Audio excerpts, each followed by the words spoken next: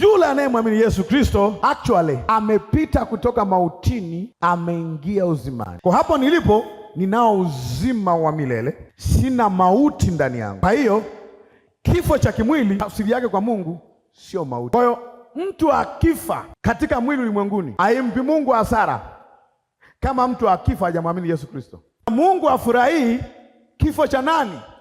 Mwenye dhambi, sababu hakina faida kwa Mungu. Wakati fulani Petro alipokaribia kufa, anapoandika kwenye waraka wa pili, anaandika kwa ujasiri kabisa, saa ya kuondoka kwangu imekaribia. Bwana ameniambia, anasema ni Bwana amemwambia umemaliza kazi mzee, chomoka. Kwa wakati wanafikiri wanamuua Petro, wanamgongea misumari, akasema sasa msinigongee kama Bwana wangu, niwekeni kichwa chini miguu juu, nitimize aliyopungua katika mwili wa Bwana.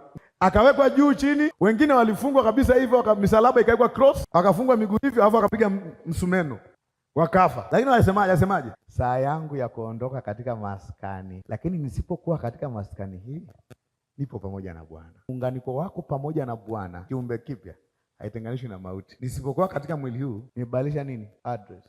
I'm not here but I'm still alive. Watu wengi wakisoma Yohana 3:16 hawaelewi. Wanasoma shua kama wanasomaga mistari mingine. Kwa maana jinsi Mungu aliupenda ulimwengu hata akamtoa mwanawe pekee, ili kila amwaminie asipotee. Neno asipotee pale neno la Kiingereza perish, bali awe na uzima wa milele. So a believer cannot perish. Tunajuaje kwamba hata kifo hakiwezi kumperisha? Kwa nini?